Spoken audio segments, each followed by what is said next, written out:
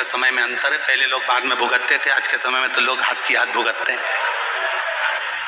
अब समझ में आने लगा कि पहले भगवान भी लाल कलर का इतना बड़ा रजिस्टर रखते थे, लिखते थे, फिर बही खाता चलता था, फिर बाद में उसको भुगताया जाता था, किसने ऐसा करा तो उसको ऐसा भुगताओ। आज के जमाने में तो मुझे लगता है भगवान भी लैपटॉप लेके चलते हैं, तुरंत भुगता देते हैं, तुरंत, देरी नहीं करते, एक क्षण। कितना अंतर हो गया पहले और अब में। पहले मोबाइल नीचे गिरता था तो बैटरी निकल के बाहर हो जाती थी, बोलो सही है कि गलत है? जरा सा मोबाइल गिरा कि बैटरी बाहर, और आज के जमाने में मोबाइल गिरा कि कलेजा बाहर। कितना अंतर आ गया, तुम देखो तो सही। जमाने में पहले मोबाइल गिरे ने बैटरी बाहर हो जाती थी, आज के जमाने में जरा सा मोबाइल गिर गया, बाप रे, देखना स्किन तो नहीं गई, देख रहे, भगवान बचा लिया। छाती से ऐसा लगाया जैसे प्राण वापिस आ गए, राम। अच्छा, और मोबाइल की तो चल जा, पर उस सेवफल कटा हुआ मोबाइल का तो और आफत। क्या बोलते हैं उसको? हाँ, समझ जाओ बस, तुम समझ गए नहीं, उतना में तो मैं समझ गया, उतना में तो समझ गया। अब वह गिर जाए नहीं तो और आफत। महाराज शिव कथा कह रही है, अगर बाली का पुत्र अंगद जितना बलशाली था, उतना बलशाली, उतना बलवान सुग्रीव का बेटा दधिबल भी था। उतना बलशाली दधिबल भी था,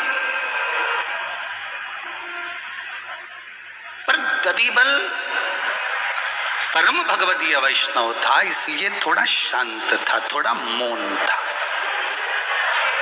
चुप था, वो बोलता नहीं था ज्यादा। वो भगवान की अविरल भक्ति में डूबा रहता था। शंभु शरणे पड़ी मांगू घड़ी रे। और महाराज नारंतक की नगरी में प्रवेश कर गए दधिबल, और दधिबल ने जाकर जब कथा का रसस्वादन करा, थोड़ा बहुत भगवान की भक्ति को मौन होकर श्रवण किया, बल प्राप्त कर लिया भगवान की भक्ति का। दधिबल ने करा क्या था? सुग्रीव के बेटे ने एक काम करा, वो नारायण का उपासक था, भगवान विष्णु को मानता था, पर नरंतक की नगरी में नरंतक शंकर जी की आराधना करता, शिव की उपासना करता, शिव का पूजन कर कर जब निकल कर जाता तो जाते जाते उसका दर्शन कर लेता।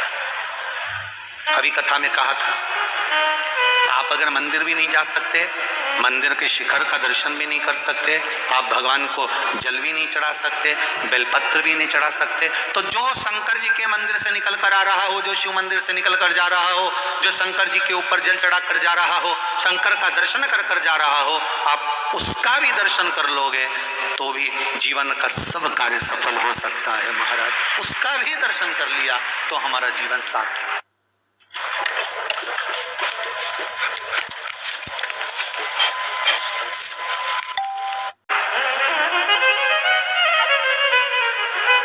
भगवान शंकर प्रथम वैष्णव है। शिव महापुराण की कथा कहती है, शंकर जी से किसी ने पूछा कि आप मुर्दे की भस्म अपने शरीर पर क्यों चढ़ाते हो, क्या दूसरी भस्म नहीं मिलती?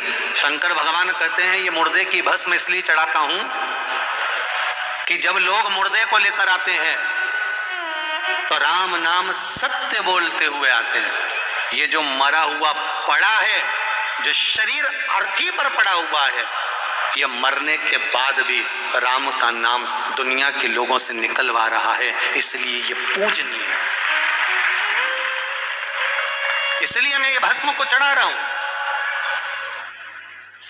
अब ये पापी था, कपटी था, छली था, बेईमान था, प्रपंची था, जो भी था, ये अपनी जगह पर मरने के बाद इसने 10 लोगों से 50 लोगों से भगवान का भजन कराते कराते शमशान तक लेकर आया है। राम नाम सत्य है, बोलते बोलते बुलवाते बुलवाते आया है। एक पुण्य इसने अपनी जिंदगी का कर लिया कि मरने के बाद भगवान का भजन करवा दिया। करा कि नहीं करा वो नहीं मालूम, पर लोगों से करवा दिया।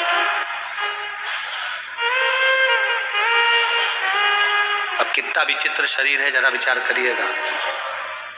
बंदर मरे तो उसकी खाल काम आ जाए, भैंस मरे तो उसका चमड़ा काम आ जाए, पशु मरे तो उसका चमड़ा काम आ जाए, हाथी मरे तो उसका चमड़ा काम आ जाए, शेर मरे तो उसका चमड़ा काम आ जाए, पर ये झूठेला, ये शरीर इतना पापीड़ा है कि मरने के बाद कोई काम करनी, जो अच्छी अच्छी चीजें काम की है वो तो निकाल ली जाए, बाकी कहीं की आग लगा दी जाए, किसी काम करनी। और सबसे ज्यादा खर्चा भी अपन इसी पे करते हैं। 60 रुपए का साबुन से नहाओ, 150 का क्रीम पोतो, 250 रुपए की पेंसिल लाइन खींचो, उसके बाद 750 रुपए की डब्बी से पोतो, फिर वो नीली पीली से इनके लगा, कितना खर्चा कर रहा है। फिर बाल में एक एक मोती को ऐसे,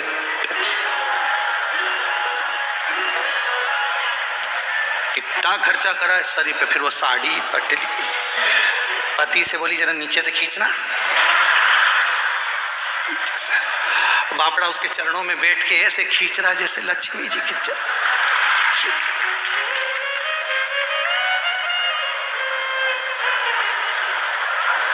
अच्छे से तो खींचा,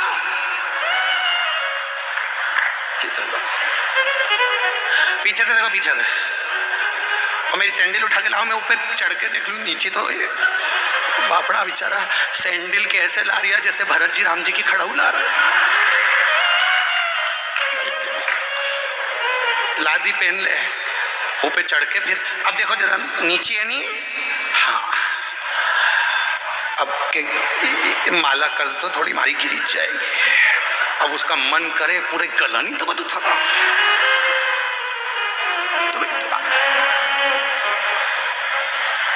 भगवान, ये चंद्र घंटा और ये बेरों की जोड़ी ऐसी कृपा करिए भगवान।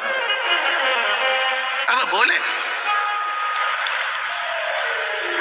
उसका केवल दर्शन निरंतर शिव आराधना कर कर आ रहा है, उसका केवल दर्शन दधिबल कर रहा है, सुग्रीव के बेटे।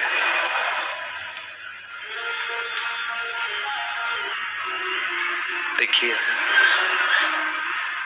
हम क्यों गुरु जी के चरण छूते हैं, हम क्यों माता पिता के चरण छूते हैं, हम क्यों विद्वान जन के चरण छूते हैं, किस लिए? क्या मिलता है चरण छूने से, क्या मिलता है कथा श्रवण करने से, क्या मिलता है भगवान के दरवाजे जाने से? कहा गुरुजन जो भगवान की भक्ति में, शिव उपासना में, शंकर की भक्ति में जो निरंतर डूबा रहता है, उसका मात्र मुख का दर्शन भी हो जाता है तो जीव की मनोकामना पूर्ण हो जाती है। ये दधिबल की कथा है, ये दधिबल। अभी एक माता ने बड़ा सुंदर भाव लिखा, देखिए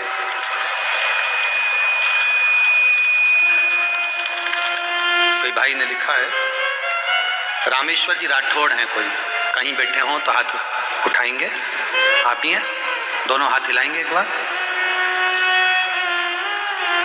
आप ही हैं रामेश्वर जी राठौड़। आपने लिखा है गुरुजी,